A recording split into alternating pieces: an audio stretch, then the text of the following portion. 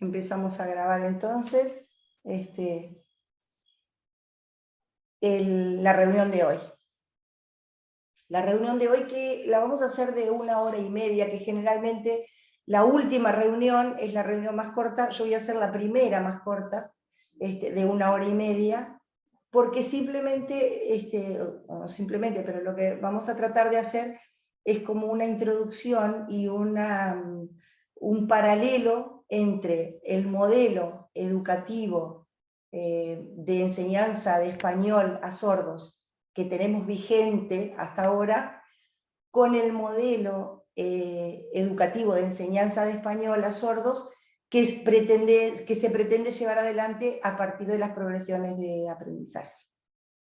Entonces, lo que vamos a hablar hoy es específicamente entonces la enseñanza del español a sordos como segunda lengua. Entonces, lo primero que se me ocurrió al pensar cómo plantear esto es cómo fue pasando, cómo se fue dando la educación, la enseñanza del español en los sordos. Y ahí, el día que estuvieron con Adriana y que hicieron aportes los compañeros sordos, fue muy enriquecedor, porque describieron tal cual el modelo educativo en términos generales y específicos de la enseñanza del español. Entonces, el primer modelo que aparece es el modelo oralista. El modelo oralista que muchos de ustedes lo vivieron y sobre todo lo sufrieron. Y ahí me gustaría conocer el aporte de ustedes, compañeros sordos, cómo vivieron y cómo era en la escuela, sobre todo, cómo era que les enseñaban a ustedes español. ¿Cómo era el español cuando ustedes iban a la escuela? Está solo Beatriz y Pablo, parece que el resto se fue.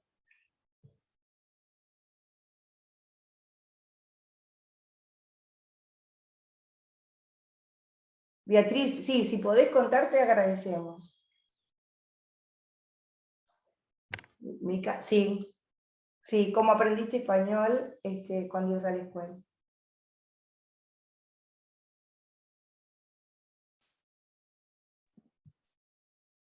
Bueno, era muy diferente a lo de ahora, antes. Porque antes yo crecí, voy a tratar de hacer las señas un poquito que se vean. La lengua de señas antes no se daba, era solamente oral. Tuvimos que luchar mucho para aprender a escribir en español, porque no podía comprender. Con la lengua de señas comprendía y se me era más claro, pero en el español tuve que aprender a escribir y cuando crecí me fue bastante costoso aprender el español. Tenía errores siempre con las palabras, lo sufrí bastante, porque no entendía cómo y me pedían que fuera oral y me pedían también que verbalizara las palabras. Por ejemplo, no sé, alguna palabra fácil, Concepto. algún concepto, por ejemplo, con esa palabra me pedían que diga también el concepto y yo muchas veces no entendía, o sea, comprendía sí, pero no sabía cómo expresarlo bien. Entonces también nos hacían dictados y yo lloraba porque me parecía horrible eso, lo odiaba, porque me era muy complicado el oral y tener que conectar palabra con palabra. Papá y papá, ¿no? Claro. El oral para todos era lo mismo, pero pero a mí se me complicaba, y el tiempo también, entonces no me gustaba. Tuve que luchar bastante con eso, porque me fue difícil. Tuve el apoyo de mi familia, y también depende de las personas de la familia que puedan ayudar a la persona sorda. Gracias a mi familia que me apoyó, y por privado también estuve escribiendo. Después cuando me fui, en el 87, volví después y había lengua de señas, pero antes nada, porque yo no quería seguir, y lo sufrí bastante. Pero después cambió. Cuando empecé a trabajar de instructora, vi y comparé las dos situaciones, y ahora me parece que es mucho mejor, porque hay lengua de señas. Y ahora eso ayuda bastante. Entonces pueden aprender a escribir bastante bien. Bien, súper interesante. Y lo último, yo creo que es mucho mejor que aprendan la lengua de señas. Bien, yo tengo una mala noticia, y es que yo tengo que hablar del español.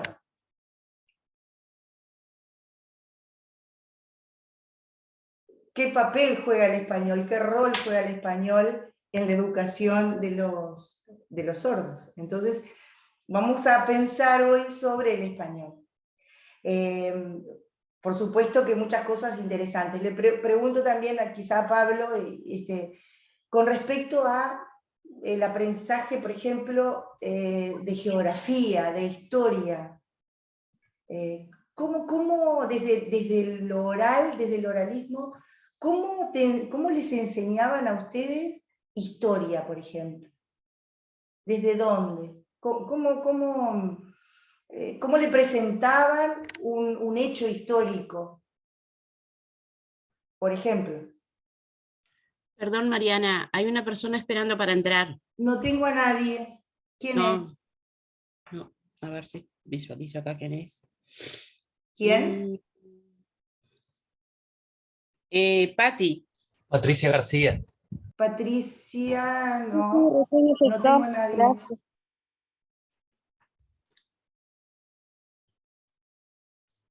No tengo a nadie esperando. Capaz que en un momento, o que intente de otra forma entrar. Está, le paso.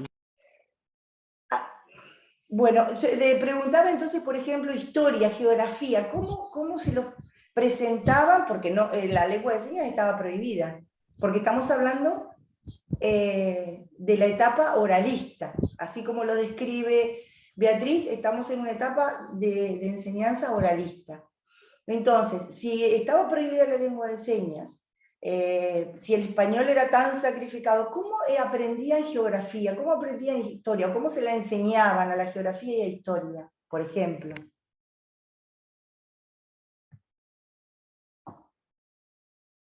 Porque hoy el maestro te cuenta en lengua de señas, o presenta un video, o presenta una película, pero en aquel momento...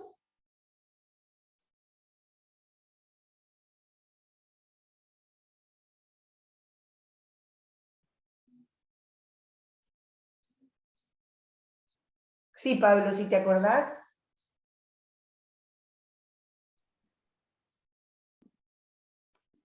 Mi señal es esta, disculpa.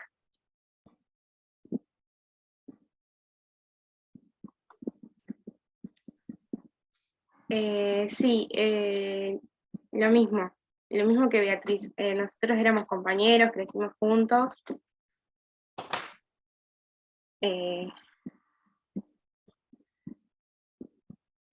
Como que los dos estuvimos cuidándonos entre nos, y éramos muy compañeros. Antes, obviamente, que no había lengua de señas, era muy poquito. En el 88 había poquita lengua de señas cuando nos llevaron a la escuela. Si yo comparo, antes era la situación muy diferente, porque todos los maestros no tenían la lengua de señas. Algún maestro sabía un poco y nos hacían indicaciones así con los dedos, pero sobre historia, por ejemplo, había carteles y nos hacían repetir las palabras al oral.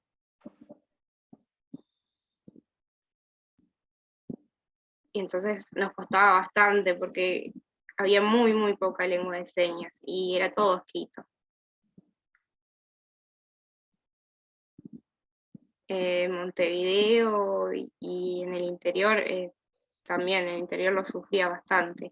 Ahora es mucho mejor, porque los maestros en CINDE, por ejemplo,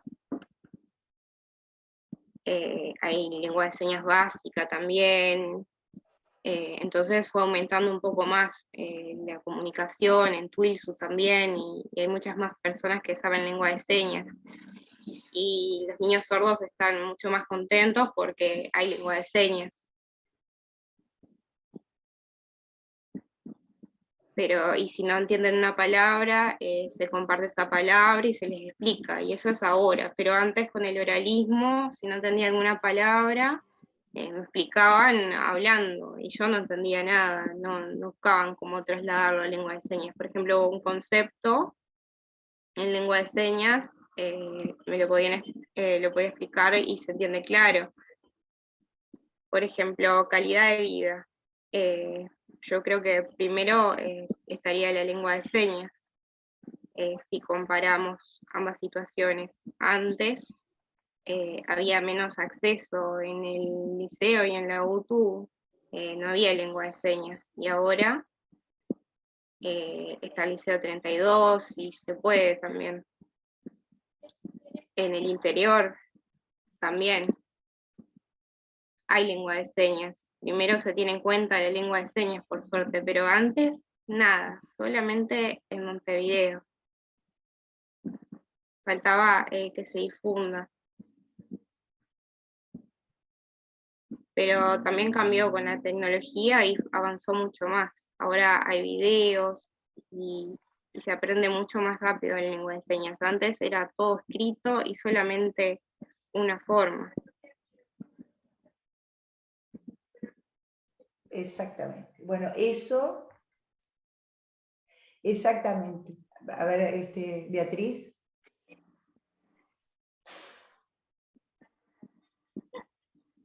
Yo quería agregar sobre lo que decía Pablo. Montevideo estaba solamente en Montevideo, la escuela y el liceo. Después en el interior no había. Entonces todos tenían que viajar y quedarse a dormir en un hogar en Montevideo. Todos viajaban y la situación era complicada. Después sí, empezaron a haber un poco más de lugares que enseñan lengua de señas.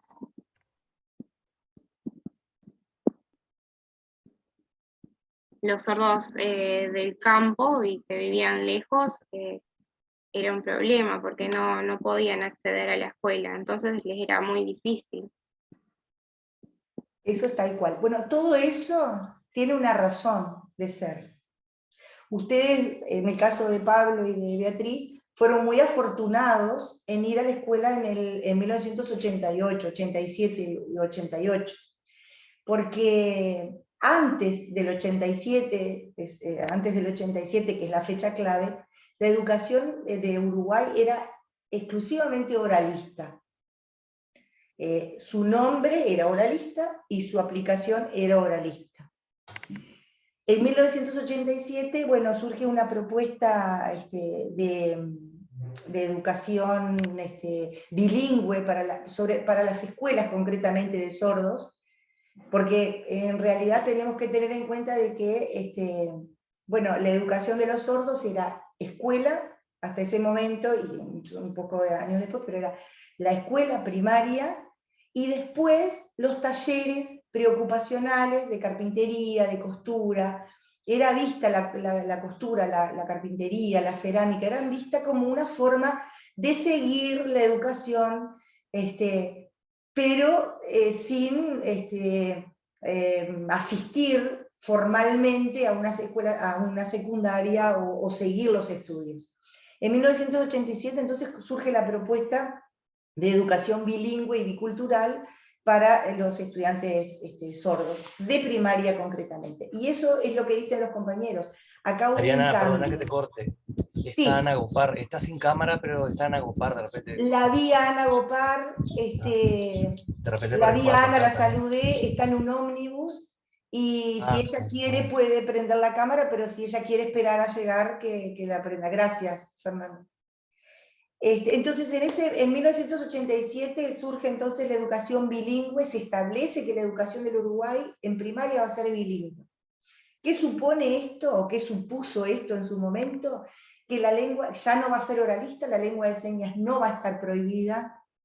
Y retomando antes que nada lo que decía Pablo con respecto a la enseñanza de geografía o historia, por ejemplo, que necesitaba estar escrito, necesitaba un texto escrito, necesitaba láminas, imágenes visuales y el texto escrito. A partir del texto escrito en español es que se tomaban palabras, se trabajaba siempre desde la oralidad y siempre desde el texto escrito.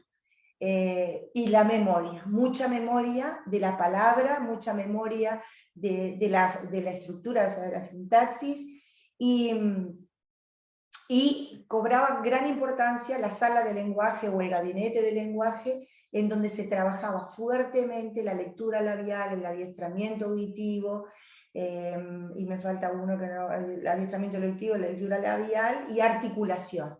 Que ahí fue que Adriana decía que tocaban acá la I, la M, de la M, y que era muy importante oralizar perfecto. ¿Por qué? Porque el español era el centro de la educación del sordo. En el 87 esto aparentemente cambia. Aparece esta, no es una ley, pero sí es un documento en el que promueve la educación bilingüe y bicultural, a partir de movimientos que también se venían dando a nivel mundial. Y acá lo que aparece una cosa súper importante, que es el reconocimiento de la lengua de señas para los estudiantes sordos, para la comunidad sorda, y el valor que la lengua de señas tiene para la formación. ¿Qué pasa? Las escuelas, estoy hablando de escuelas porque es donde se implementa en ese momento, las escuelas no estaban preparadas para eso.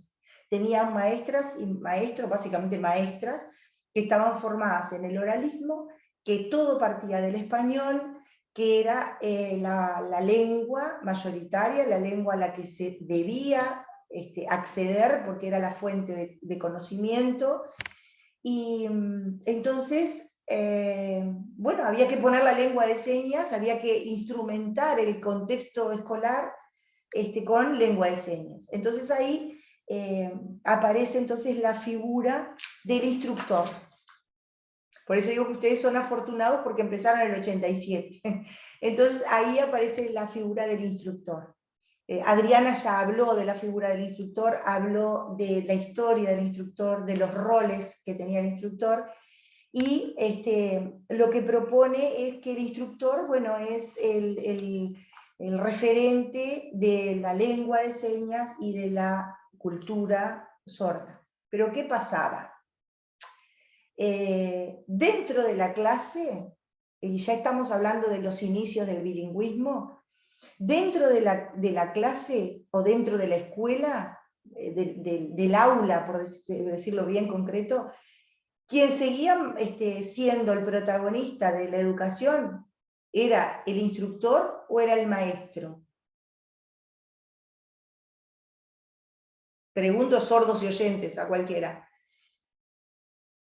¿Quién era el protagonista de la educación, el que sabía lo que había que enseñar, cómo enseñar, el que le decía, Maestro, Mariana. supongo yo. exactamente Lorena, el maestro. El maestro. El maestro era quien sabía lo que había que enseñar, miraba el programa, elegía los contenidos, le da al instructor lo que tiene que hacer o lo que tiene que enseñar o reforzar lo que enseñaba el maestro. Y el instructor, bueno, era él como ayudante. En ese primer inicio, o sea, en el inicio de ese primer bilingüismo, entonces rescatamos muy fuerte la presencia de que se genera un cambio sumamente importante, porque aparece la lengua de señas no prohibida, aceptada, no sé si reconocida, pero aceptada dentro del ámbito educativo, primario nada más, se visibiliza la lengua de señas, se incorpora la figura del instructor, pero como decían también los compañeros, esta situación no era igual en todo el país.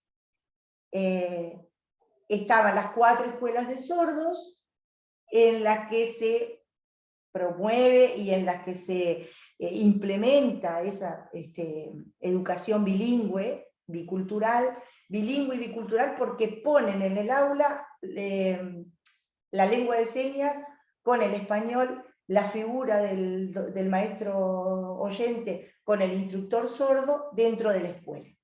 Pero solo eso no basta, porque si hablamos de equiparación o de igualdad, eso no lo es todo, o sea, solo con la presencia de ellos no está, no sirve, digamos, porque solamente la presencia. Y a nivel educativo necesitamos más que la presencia. Entonces, lo que se daba era que dentro del aula se seguía trabajando en forma oralista, porque el maestro era el protagonista del acto educativo, y el instructor era ayudante, reforzador, mediador, colaboraba, y donde se daba realmente la transmisión de la lengua y de la cultura era en los recreos. Porque seguramente ustedes recordarán que cuando venía el recreo, todos, ¿a dónde? Al instructor. ¿Por qué? Porque ahí tenían una verdadera relación de igualdad y de lengua, ¿no? Esa lengua que aglutina, esa lengua que organiza en comunidades y que genera cultura. Bueno, eso se daba a la hora del recreo. Y si bien estábamos hablando ya de una etapa bilingüe, de una propuesta educativa bilingüe, en los hechos eso se seguía dando dentro de las aulas como una...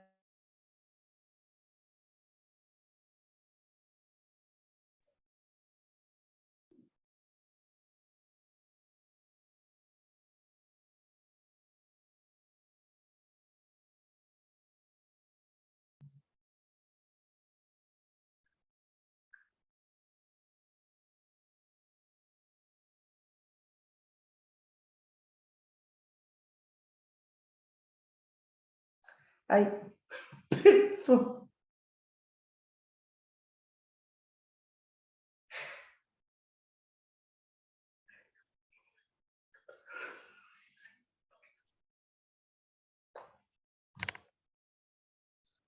No sé qué pasó, que se cortó.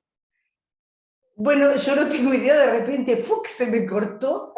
Pensé que era a mí que se me había cortado. No, pero fue recién. Yo ahora admití a todos. Recién. Se están uniendo. Pido disculpas, capaz que mi conexión es mala.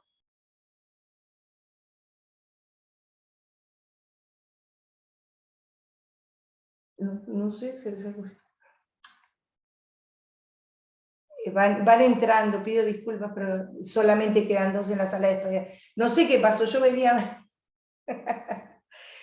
Ahí está, Ana. Yo venía muy entretenida y de repente, bueno, se me cortó, pido disculpas otra vez. Porque esto no tiene tiempo, o sea que no es que pasó 45 minutos y se cortó. Es como antes pasaba bajo tensión en la UTE, bueno, ahora es bajo tensión en Internet. Bueno, puede Es una ser, cosa así. puede ser. Yo además no estoy en mi casa, estoy como medio a campo. Bueno, decía entonces eso, de que decía eso, creo que decía eso, de que, de que no era lo mismo, en los inicios del bilingüismo, no era lo mismo hablar de las 4 escuelas del país, no era lo mismo eso que el resto del país con las clases de sordos dentro de las escuelas de oyentes. Entonces, la situación de las escuelas era una y la situación de las aulas era otra. No había instructores, no habían tenido formación específica los docentes, entonces eso se fue dando. Y aún en las escuelas de sordos, yo me acuerdo que cuando yo entré a la escuela en el 2002 o 2003, el programa de enseñanza, por favor, los que no estén unidos o tengan algo que decir o que no estén sintiendo bien, me avisan, pero les decía que cuando yo entré en la escuela en el 2002 o 2003, o a mediados de 2002,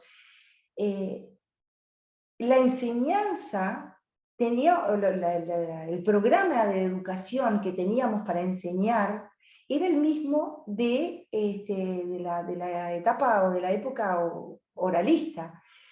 Todo iba desde el español y hacia el español, de todas formas. Y el pasaje de eso me había olvidado decir, el pasaje de clase, que eran secciones en ese momento, del pasaje de una a otra tenía que ver con el grado de incorporación del español que tenía el alumno. Entonces el estudiante había logrado aprender tantas palabras en español oral y escrito, esas palabras las podía aplicar en oraciones, esas oraciones las podía hacer un brevísimo texto en español, entonces ahí pasaba a la sección siguiente. Y eso sí, fue paulatinamente cambiando. Aún existiendo la lengua de señas dentro de las escuelas, se seguía enseñando desde el español, desde textos en español, y fuertemente se enseñaba el español escrito, ¿no? Ahí existía para la enseñanza del español, y ahí estoy hablando que se cambia el modelo de enseñanza, pero también el español sigue siendo fuerte. O sea, es muy importante aprender español, por más que estábamos y estamos de alguna manera en el bilingüismo, el español sigue dentro del bilingüismo siendo el centro de la enseñanza y del aprendizaje, de los dos procesos. Entonces, para comprender el español se necesitaba conocer el vocabulario, el léxico de ese texto, se partía de un texto, muchas veces adaptado ese texto porque consideraban que, bueno, la lengua de señas como era más corta, más acotada, siempre decían, yo me acuerdo que decían, lengua de señas corta, español, ese era como de antes que decían, lengua de señas corta, español, como que en el español se podía decir, escribir, pero en lengua de señas había que hacerlo corto porque no había vocabulario, no había léxico, no había forma de explicar. Yo estaba en el 2004 con una propuesta bilingüe,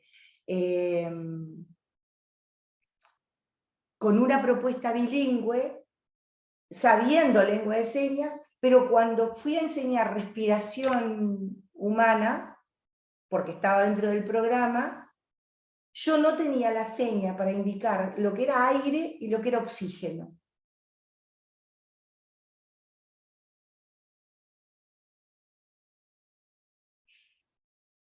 Bueno, me gustaría que me dijeran la diferencia entre aire y oxígeno de señas. Yo sé que hay.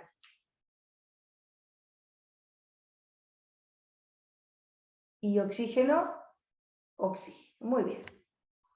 Hay una diferencia. En aquel momento no existía la diferencia. Y yo quería enseñar ese proceso que se da de respiración, y si no tenía claro la seña de aire y de oxígeno, tenía que recurrir al español.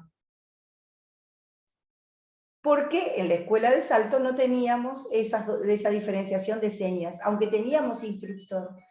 Pero el problema acá era que eso no se había enseñado antes, se había enseñado desde el español escrito, el dibujo, pero no con lengua de señas. Entonces, por más que estábamos en una propuesta bilingüe, habían pasado un montón de años, del 87 al 2002, seguía existiendo ese problema. Y en el interior, peor. En el interior, digo, en el resto de las escuelas de sordos, era aún más complejo. Se seguía trabajando desde el español para enseñar otras asignaturas.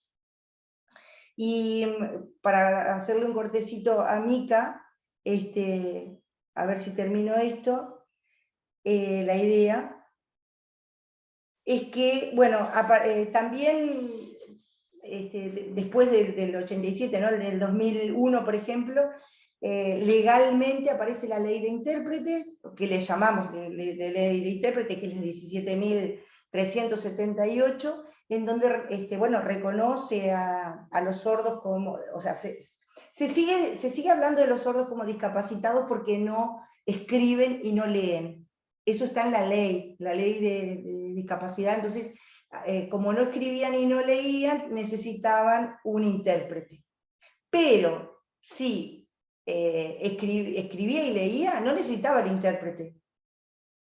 Como que la lengua de señas igual seguía estando después del español, porque el español seguía siendo la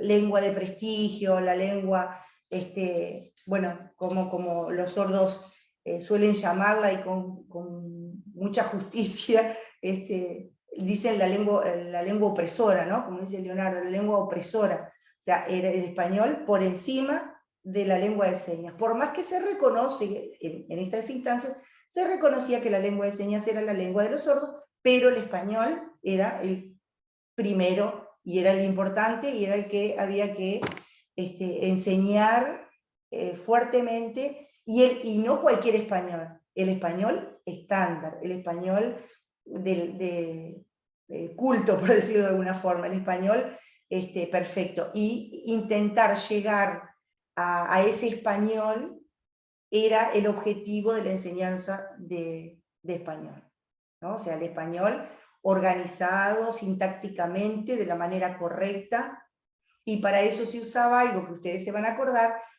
algo que se llama, un método de enseñanza de la estructura del español, que es la clave Fitzgerald, que estaba puesta acá arriba en todos los salones de clase, así, Fitzgerald, exactamente, que era ahí está, la clave Fitzgerald, que era una especie de organizador de la escritura, donde decía, suponte, esa organización canónica que nosotros sabemos que tiene el español, como que es sujeto, verbo, objeto, o sea, alguien dice algo de alguien, o algo de algo, eso se organizaba en la clave. Entonces ya sabían los sordos que decía, bueno, ¿quién?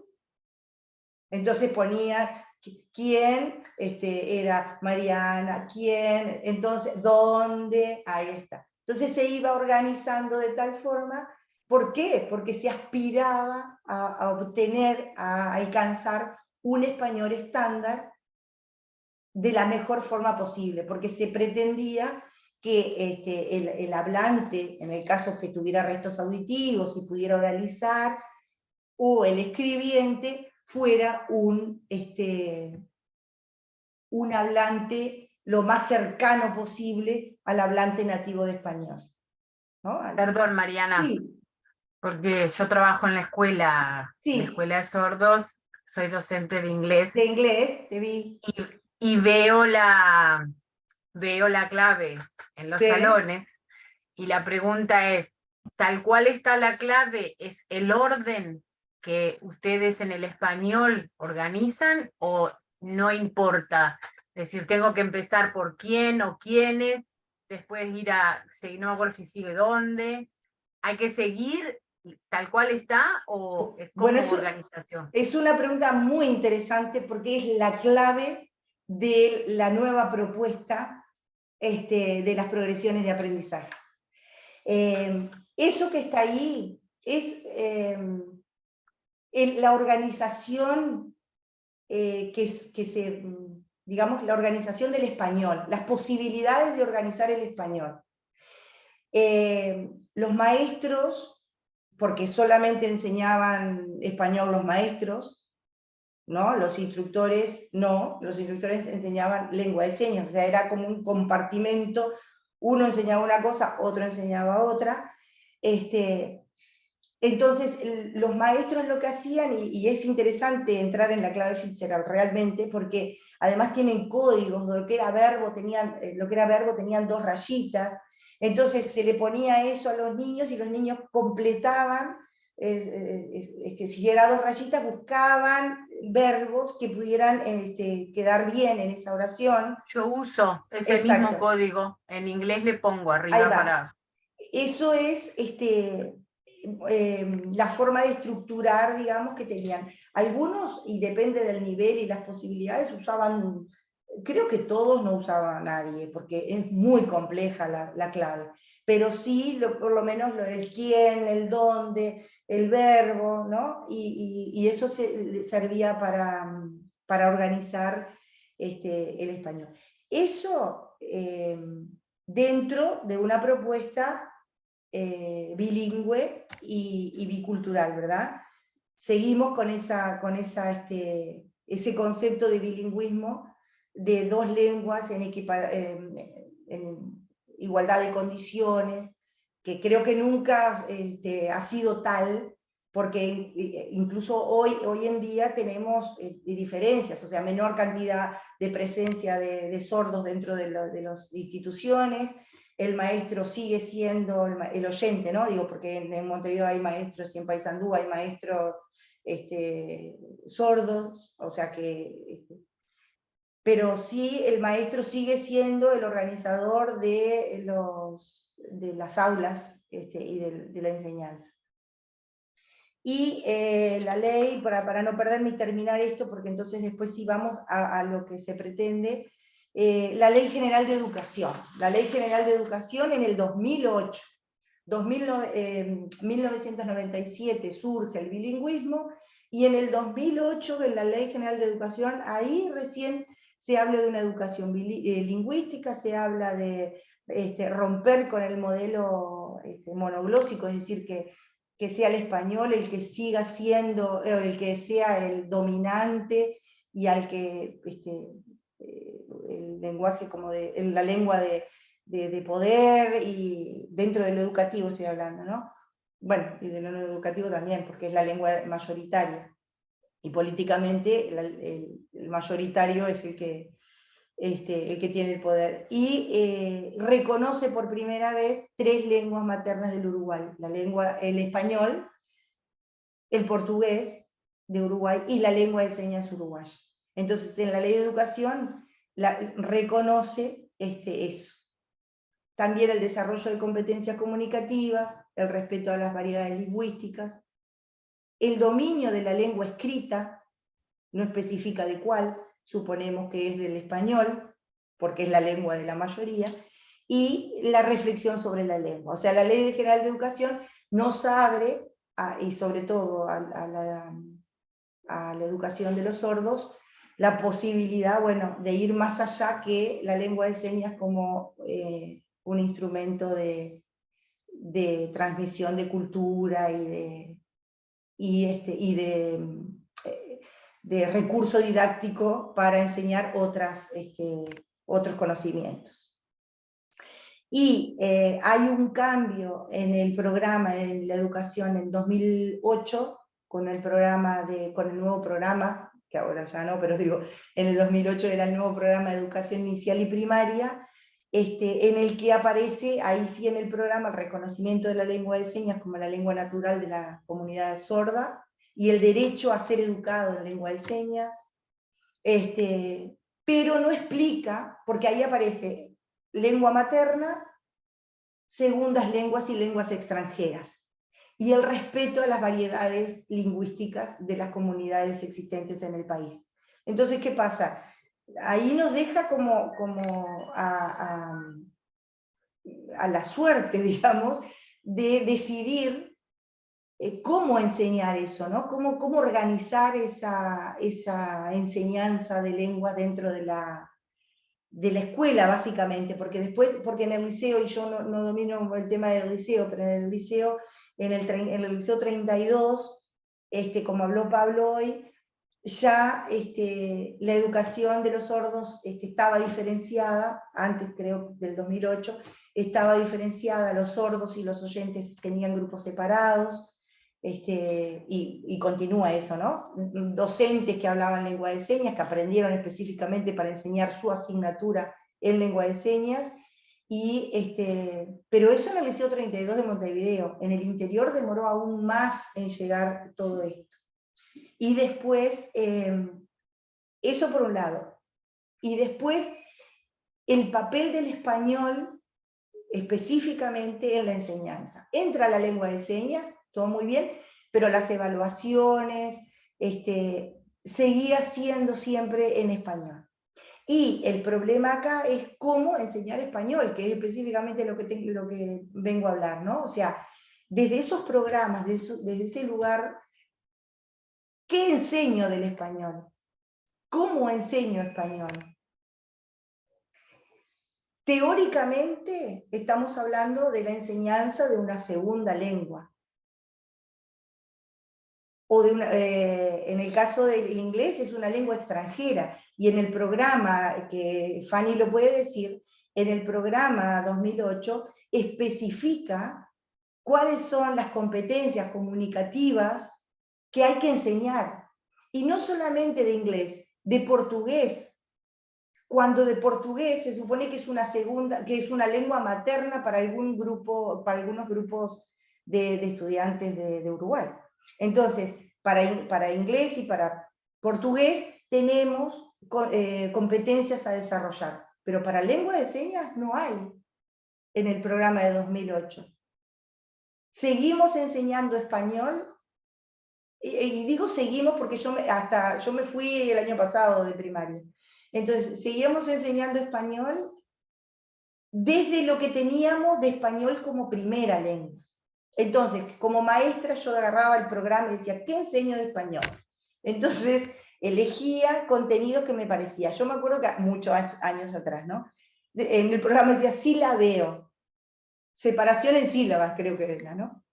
Y yo decía, bueno, tengo que enseñar separación en sílabas. Entonces me ponía a enseñar separación en sílabas. Y después un día digo, ¿para qué? ¿Para qué voy a enseñar separación en sílabas?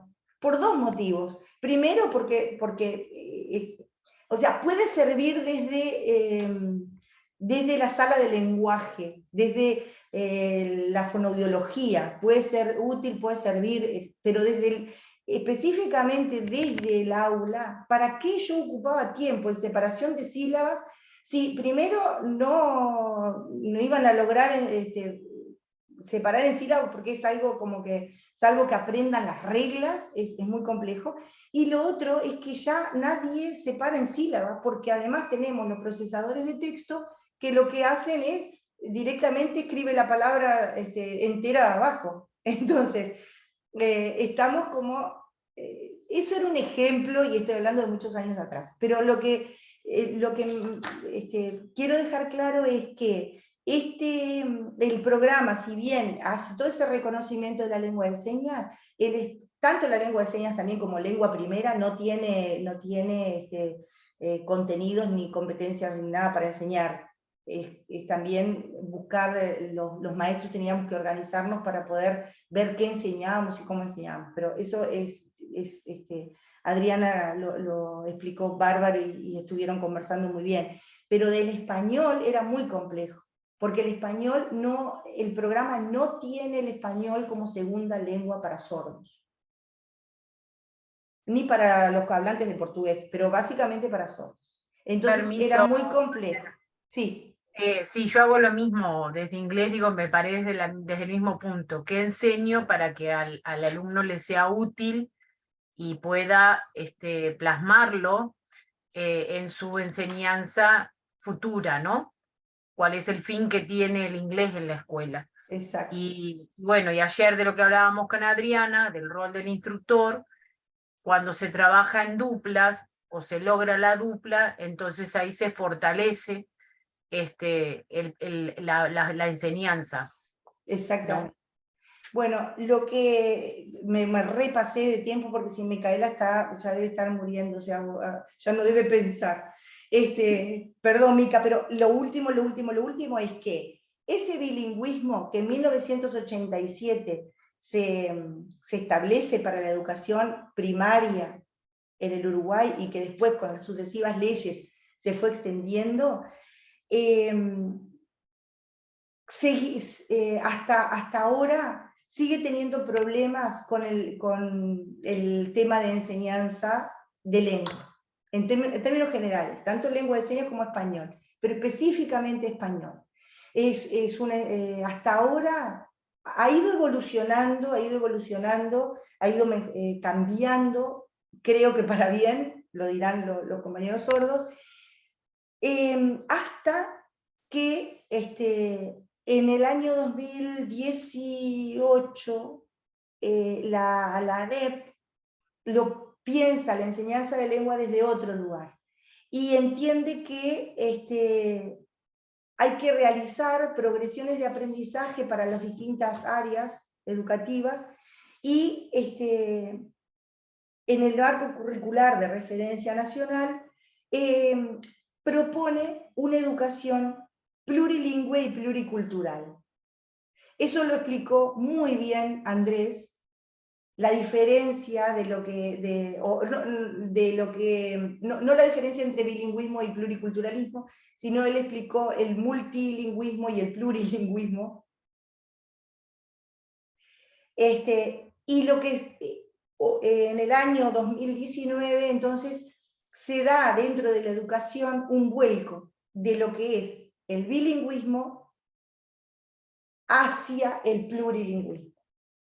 Y las progresiones de aprendizaje lo que hacen es establecer progresiones de aprendizaje para los distintos niveles, los distintos tramos educativos. Ya no hablan, y esto ya les digo desde el 19, ya no hablan de inicial 3, 4, 5, primero, segundo, tercero, cuarto, quinto, sexto de primaria, sino que habla de tramos educativos, de inicial a tercero de escuela, de cuarto a sexto de escuela, de primero de secundaria a tercero, de cuarto a sexto.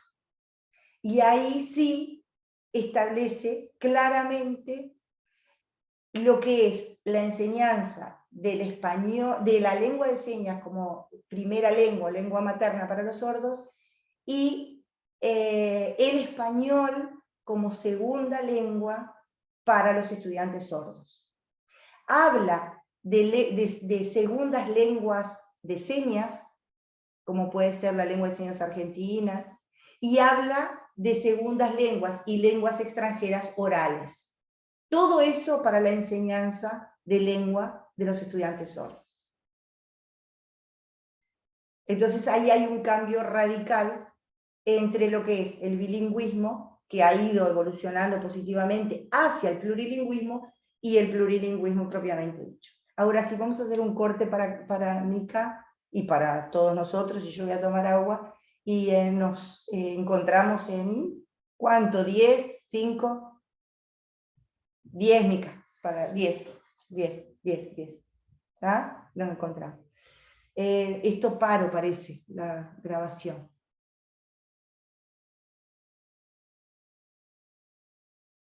Bueno, volvemos. Creo que se reanudó la grabación, ¿verdad? Sí. Bárbaro. Bueno, voy a aprovechar en esto que queda para a ver si podemos dejar claro, no sé, a ver, Jessica, que estaban afuera.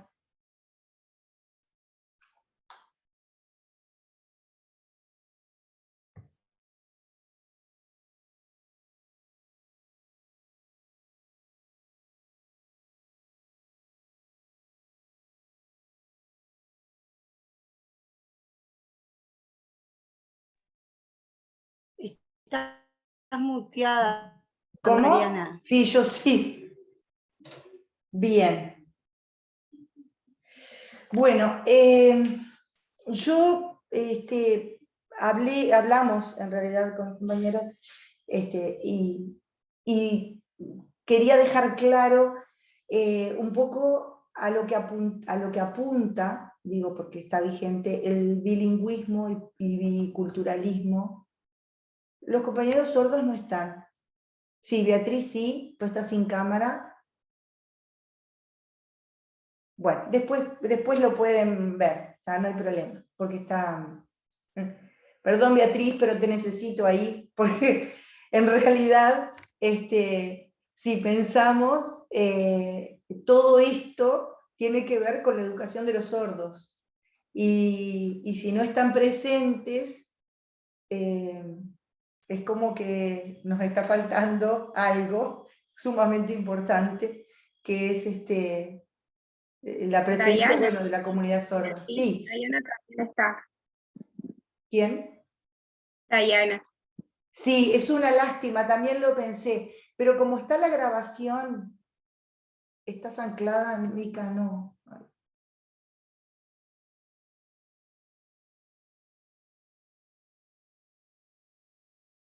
Bueno. Esperemos que haya salido Micaela, intérprete, haya quedado grabada toda. Pero como está la grabación, también Dayana puede verlo, y Dayana además, ella sí, la educación bilingüe le llegó más, como más avanzada, o más cercana al plurilingüismo que se pretende en la actualidad, o que proponemos en las progresiones de aprendizaje. Bueno, yo lo que hice fue un paralelismo entre las dos posturas. Ahora tengo que ver cómo se... acá. ¿Se ve? La pantalla compartida Sí. se ve. Bien. Se ve, sí. Bien. Voy a hacer brevemente una recorrida a ver si está todo.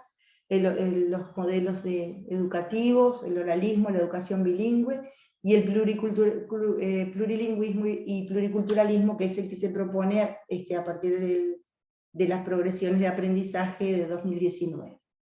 La propuesta bilingüe que quedó enorme, la funcionalidad de las lenguas involucradas dentro de esto lo manejamos muy bien. Ahora vamos a hacer, yo voy a poner la diapositiva en la que hace la comparación concretamente, porque nos queda poco tiempo, pero esto va a quedar.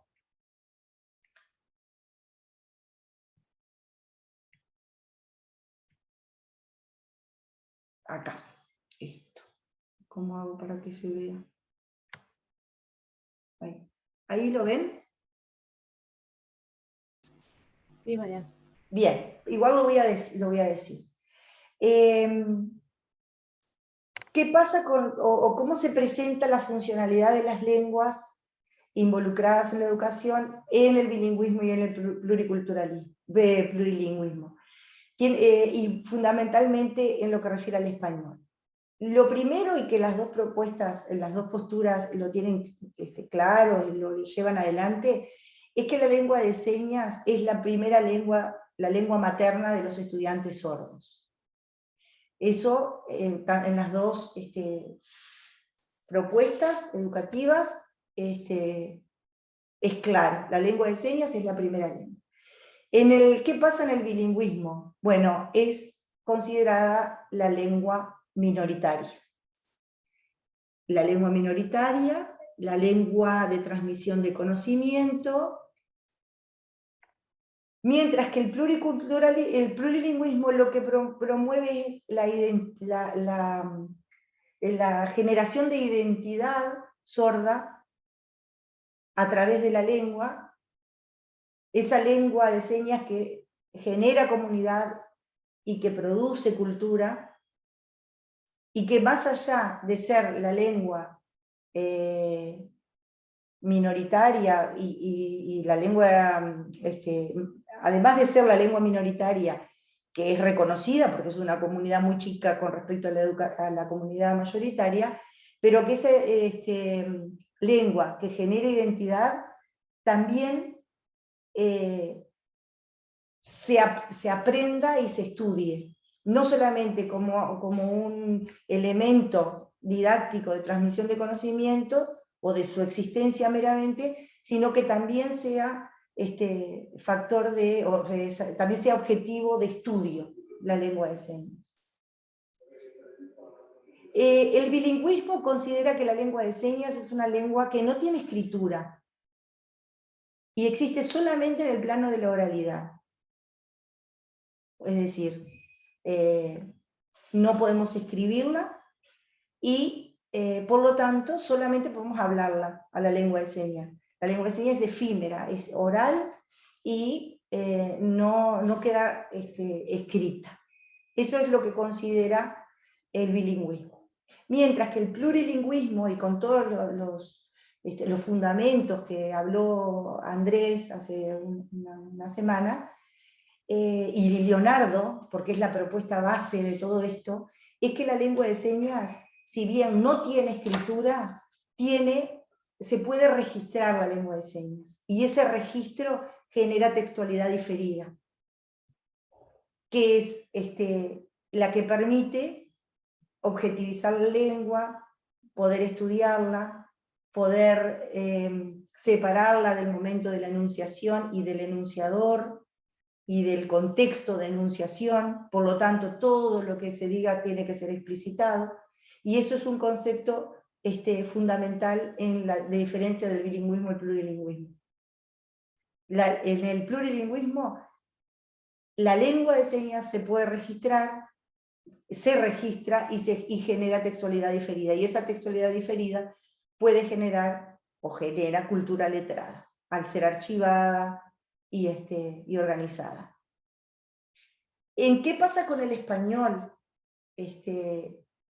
con respecto a estas dos posturas? Bueno, para el español, para el bilingüismo, el español es una segunda lengua. Bien, es la lengua mayoritaria, el español, es la lengua de poder, es la lengua que todos los individuos tienen que alcanzar, conocerla y aprenderla en su característica de lengua estándar, y se tiende a que el hablante o escribiente de español sea semejante al modelo nativo de hablante de español. Es decir, como hablábamos hoy, con una estructura, con una sintaxis lo más parecida al español nativo, perfeccionándonos en eso, y la oralidad del español solamente para aquellos que tienen restos auditivos o que tienen muy buena articulación y pueda asemejarse al hablante nativo de español. Entonces, aquel que no puede articular bien, que no puede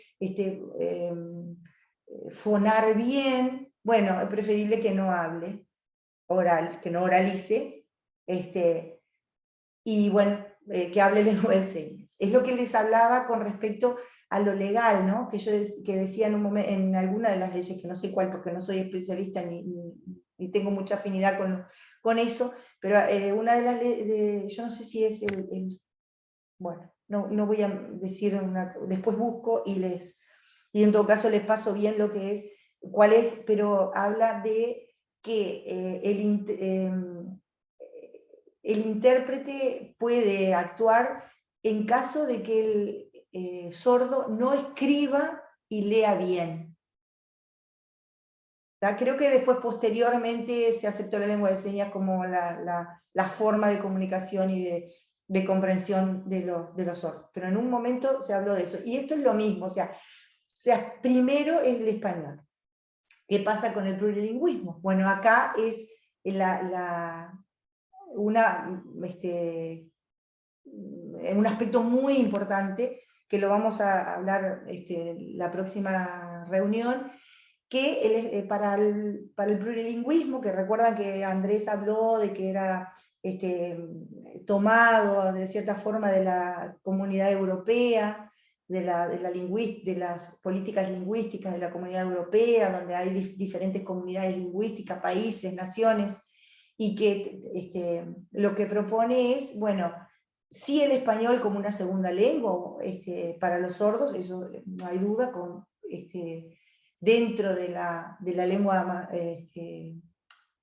como una segunda lengua mayoritaria en el país, pero desde lo comunicacional y funcional.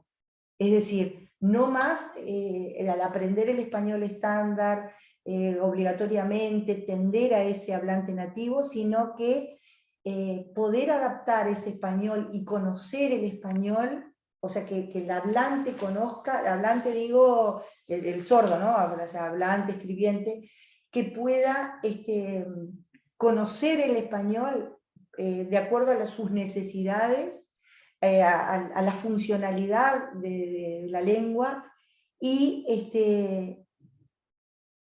poder ser competente comunicativamente, ya sea escrito y si tiene posibilidades oral. Pero lo que sí se tiende es a una comprensión lectora lo mejor posible.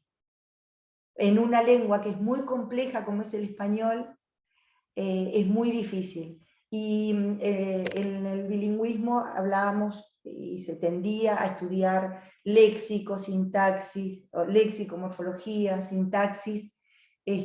Ahora más hacia una gramática